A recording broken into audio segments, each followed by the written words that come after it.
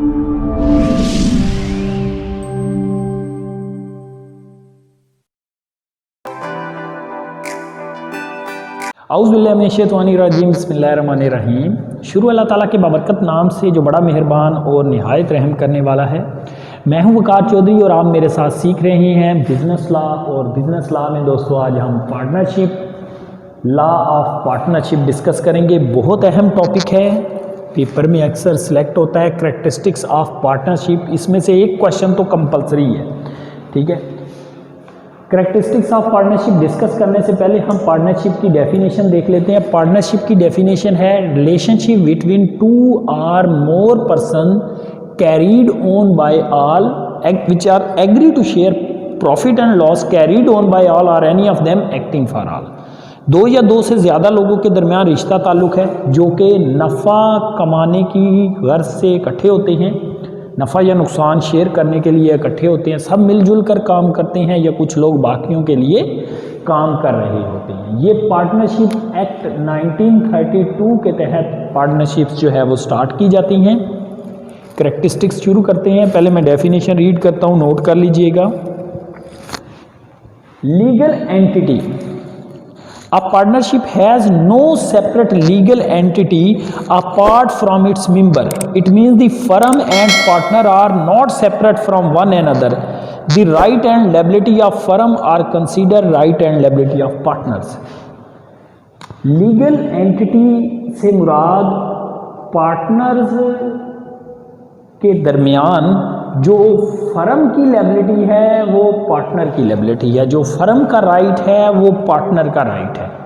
Firm और partner जो है वो आपस में अलग नहीं हैं, इकट्ठे हैं, ठीक है ना जी। ये है एग्रीमेंट है। नेक्स्ट, पार्टनरशिप को स्टार्ट करने के लिए एग्रीमेंट जो है वो ज़रूरी है। Agreement it can be written और ओरल और रिटन एंड रजिस्टर्ड, लेकिन फ्यूचर में डिस्प्यूट से बचने के लिए ज़रूरी है कि एग्रीमेंट जो है पार्टनर के दरमियान रिटन हो। नेक्स्ट है nature of number of partners. Partnership firm में कम से कम 2 पार्टनर्स होने चाहिए और ज़्यादा से ज़्यादा अगर आप बैंक बनाओगे तो आपके मेंबर्स की तादाद मैक्सिमम 10 होगी। अगर बैंक से हट के कोई और बिजनेस करेंगे पार्टनरशिप में तो मैक्सिमम 20 मेंबर्स होंगे। Minimum 2, maximum 10 in banking sector, other than banking 20। Next है जी एग्जिस्टेंस ऑफ बिजनेस। इसका क्या मतलब है? एग्जिस्टेंस ऑफ बिजनेस का मतलब ये है कि पार्टनर्स जो है वो बिजनेस करें, 2 या 2 से ज़्यादा लोग मिलकर बिजनेस करें। ऐसे नहीं है कि 2 दोस्तों ने मिलकर कोई प्रॉपर्टी खरीदी और ख़रीद के उसको आगे बेच दिया तो ये उनकी पार्टनरशिप नहीं है, बल्कि क्या है, को ओनरशिप है। पार्टनरशिप में ये 2 या 2 से ज़्यादा मेंबर मिलकर बिजनेस कर रहे हों, उसमें बिजनेस होना ज़रूरी है। नेक्स्ट है जी शेयरिंग ऑफ प्रॉफिट। पार्टनर के दरमियान प्रॉफिट जो है वो शेयर होगा, प्रॉफिट या लॉस एग्रीमेंट में जो रेशो तय हो गई है उसके मुताबिक। अगर एग्रीमेंट में कोई रेशो तय नहीं हुई तो फिर बराबर बराबर प्रॉफिट शेयर होगा हिस्सेदारों के दरमियान, लॉस भी बराबर शेयर होगा, प्रॉफिट भी बराबर शेयर होगा। म्यूचुअल एजेंसी, म्यूचुअल एजेंसी का क्या मतलब है? मतलब ये कि दोनों partner, all partners are agent and principal as well. तमाम पार्टनर एक दूसरे के एजेंट भी होते हैं और प्रिंसिपल भी होते हैं। मतलब वो एज ए प्रिंसिपल उनको सजेस्ट भी कर सकती हैं और उनकी बात को एक्सेप्ट भी करना होगा। मतलब कोई भी आइडिया हो, कोई चीज़ हो, आपस में वो शेयर करेंगी, म्यूचुअल एजेंसी हो गया। अनलिमिटेड लायबिलिटी क्या है? अनलिमिटेड लायबिलिटी बहुत अहम पॉइंट है इसमें। The liability of all partner is unlimited in case of firm debt. All partner are individually and collectively responsible for debt of the firm.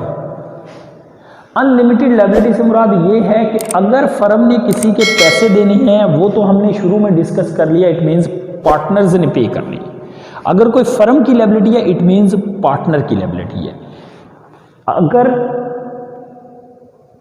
कर्ज ख्वाह का कर्ज अदा करने के लिए बिजनेस पूरा सेल आउट हो जाता है, फिर पैसा ख़त्म हो गया, पार्टनर के पास फिर भी कंप्लीट नहीं होता, तो पार्टनर्स को अपनी ज़ाती जायदाद तक भी सेल करनी पड़ सकती है कर्ज ख्वाह का कर्ज अदा करने के लिए। ये सबसे बड़ा पार्टनरशिप और सोल प्रोप्राइटरशिप का डिसएडवांटेज भी समझा जाता है। नेक्स्ट है G capital.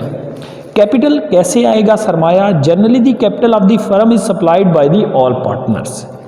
It is not necessary to contribute equal, capital is contributed according to the agreement. A person without contributed any capital may become partner on the basis of his ability, energy, education and experience. अब capital जो है वो लाजमी नहीं है कि तमाम हिस्सेदारों ने बराबर लेके आना है। एग्रीमेंट के मुताबिक जो तय होगा वो कैपिटल तमाम पार्टनर लेके आएंगे। अब लाजमी नहीं है कि तमाम पार्टनर कैपिटल लाएं तो ही पार्टनर बन सकते हैं। कुछ लोग अपने एक्सपीरियंस, अपनी एबिलिटी, अपनी रिप्यूट की बेस पर भी पार्टनर बन जाते हैं। जिनका मार्केट में अच्छा नाम हो, जस्ट विदाउट एनी कैपिटल वो पार्टनर बन सकते हैं। मैनेजमेंट, किसी भी बिजनेस में मैनेजमेंट जो है वो बैकबोन की हैसियत रखती है, आपको पता है। तो पार्टनरशिप में भी मैनेजमेंट जो है वो बहुत ज़रूरी है। पार्टनर्स जो जिस चीज़ में काबिल हो कोशिश की जाए उसको उसी चीज़ की मैनेजमेंट दी जाए। जैसे एक पर्सन जो है वो उसका इंटरेस्ट मार्केटिंग है, उसका एजुकेशन बैकग्राउंड मार्केटिंग है, तो उसको मार्केटिंग का की मैनेजमेंट, मार्केटिंग का सेगमेंट दे दिया जाए और अकाउंट्स एंड फिनांस का उस पर्सन को दिया जाए जो उसमें एक्सपर्ट है। तो उस लिहाज से मैनेजमेंट जो है वो पार्टनर के दरमियान डिवाइड हो जानी चाहिए। उससे बिजनेस जितना अच्छे तरीके से मैनेज होगा उतना ही ग्रो करेगा और प्रॉफिट अर्न करेगा।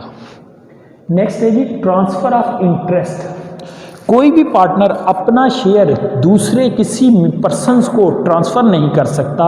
वो ट्रांसफ़र कर सकता है बाकी पार्टनर की कंसेंट के साथ। अगर बाकी पार्टनर एग्री हैं कि भाई तू अपना शेयर फलां पर्सन को दे दे, तब तो वो अपना शेयर उसको दे सकता है, अदरवाइज किसी नेक्स्ट पर्सन को आप अपना शेयर ट्रांसफ़र आउट नहीं कर सकते। लास्ट है जी एटमोस्ट गुड फेथ।